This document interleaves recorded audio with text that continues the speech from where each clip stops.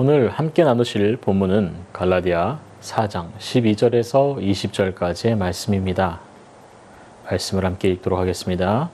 형제들아, 내가 너희와 같이 되었은즉 너희도 나와 같이 되기를 구하노라. 너희가 내게 해롭게 하지 아니하였느니라. 내가 처음에 육체의 약함으로 말미암아 너희에게 복음을 전할 것을 너희가 아는 바라. 너희를 시험하는 것이 내 육체에 있으되 이것을 너희가 업신여기지도 아니하며 버리지도 아니하고 오직 나를 하나님의 천사와 같이 또 그리스도 예수와 같이 영접하였도다. 너희의 복이 지금 어디 있느냐? 내가 너희에게 증언하노니 너희가 할 수만 있었더라면 너희 눈이라도 빼어 나에게 주었으리라. 그런즉 내가 너희에게 참된 말을 함으로 원수가 되었느냐? 그들이 너희에게 대하여 열심내는 것은 좋은 뜻이 아니요 오직 너희를 이간시켜 너희로 그들에게 대하여 열심을 내게 하려 함이라. 좋은 일에 대하여 열심으로 사모함을 받음은 내가 너희를 대하였을 때뿐만 아니라 언제든지 좋으니라.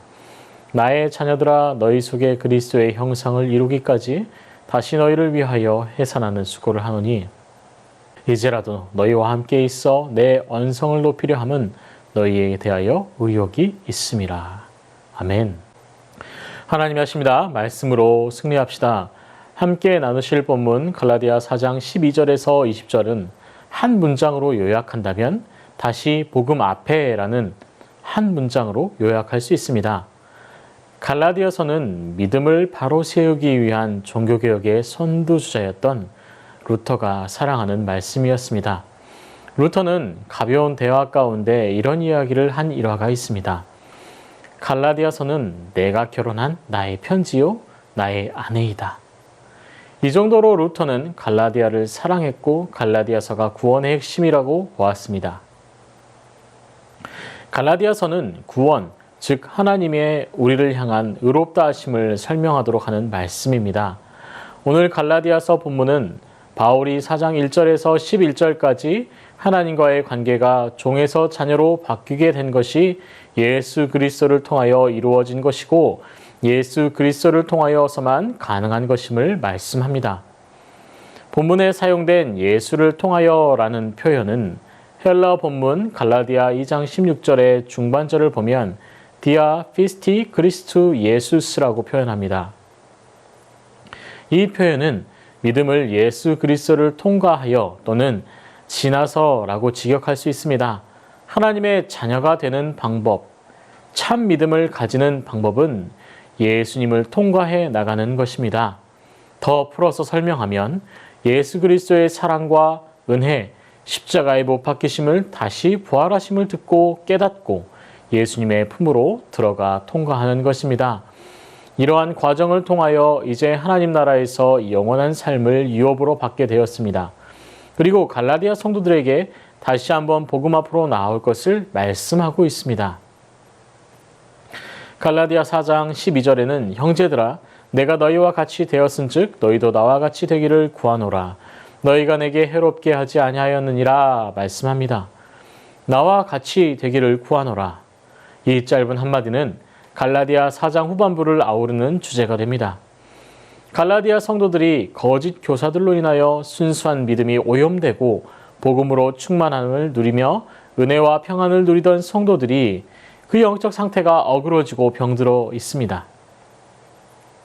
이런 갈라디아 성도들의 영적 상태가 다시 회복되기를 바라는 바울의 마음이 나와 같이 되기를 구하노라 말씀하는 것입니다. 바울도 껍데기만 남은 율법을 지키려 몸부림쳤으며 그로 인하여 예수 그리스도를 따르는 성도의 교회를 어렵게 하였습니다.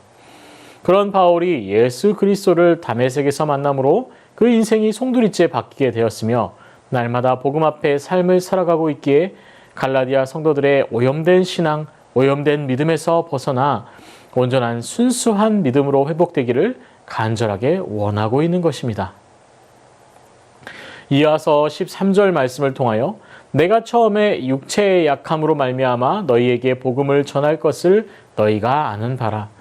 바울의 전도여행 여정 가운데 육체적인 나약함과 병으로 인하여 갈라디아에 갈 수밖에 없었던 그 상황에서 바울의 상태는 병이 심각하게 돋은 상태로 부정하고 더럽게 보일 정도의 상태였다고 성경은 말하고 있습니다. 헬라어 원어를 통해 바울의 상태를 보면 이렇게 기록합니다.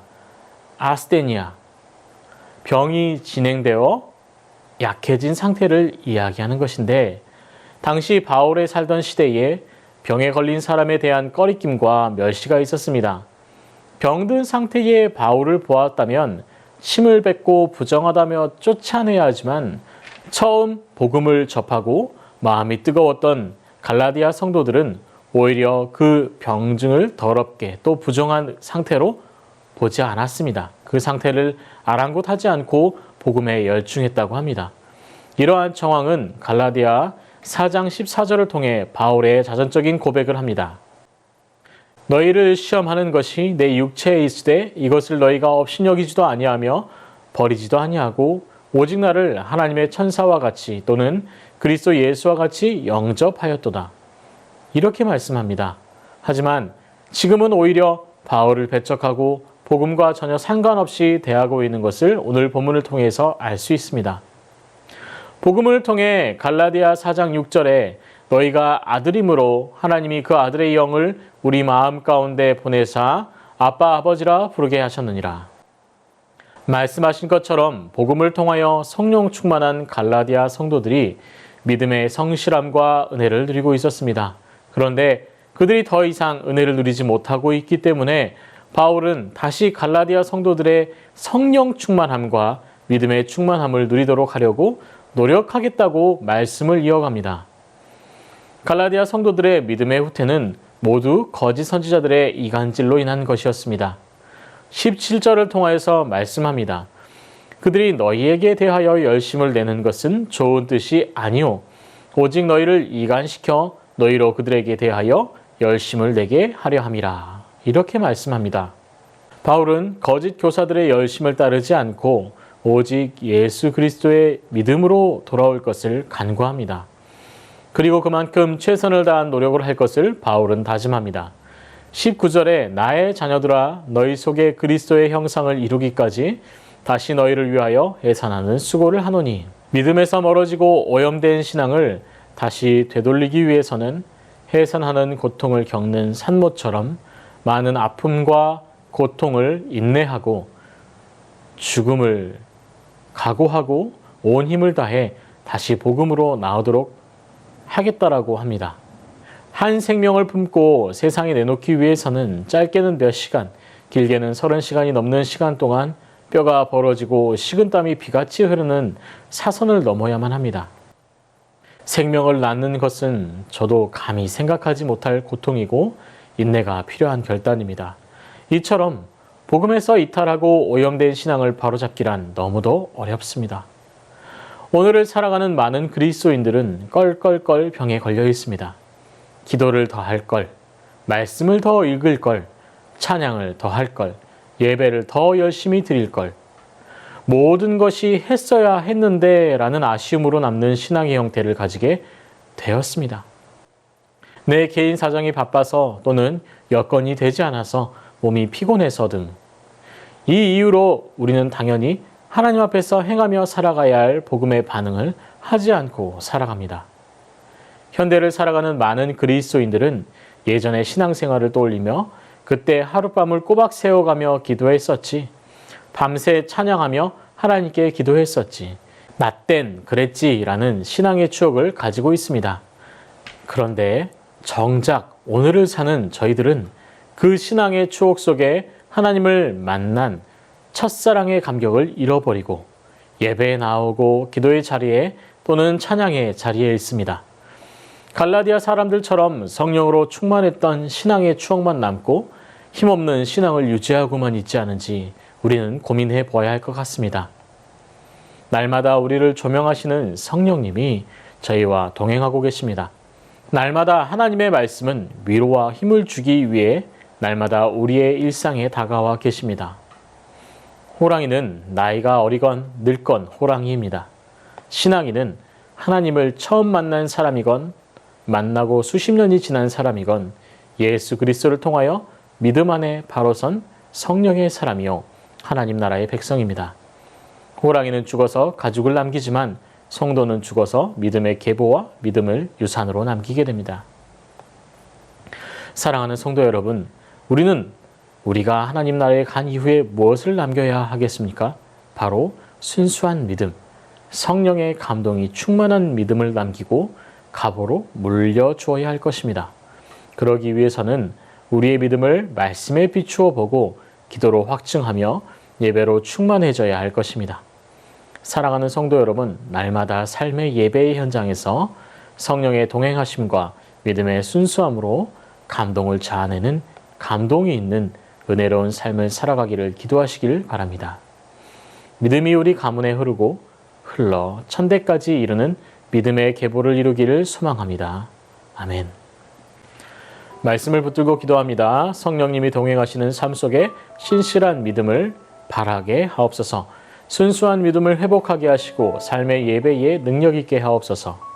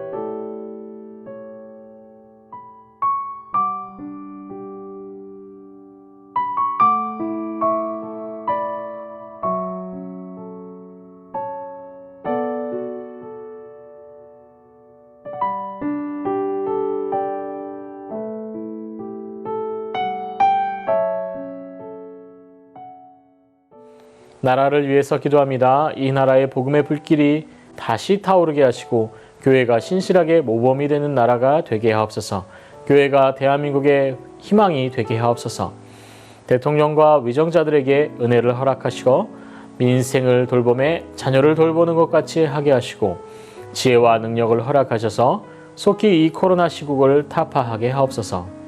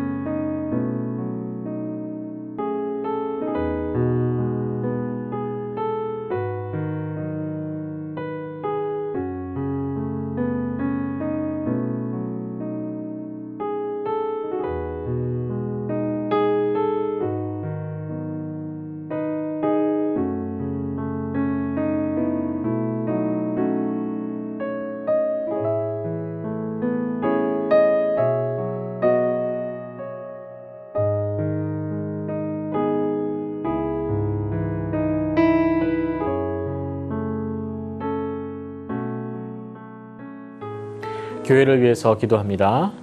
하나님의 능력의 복음이 선포되는 교회, 믿음의 순수함으로 은혜의 공동체가 되게 하옵소서.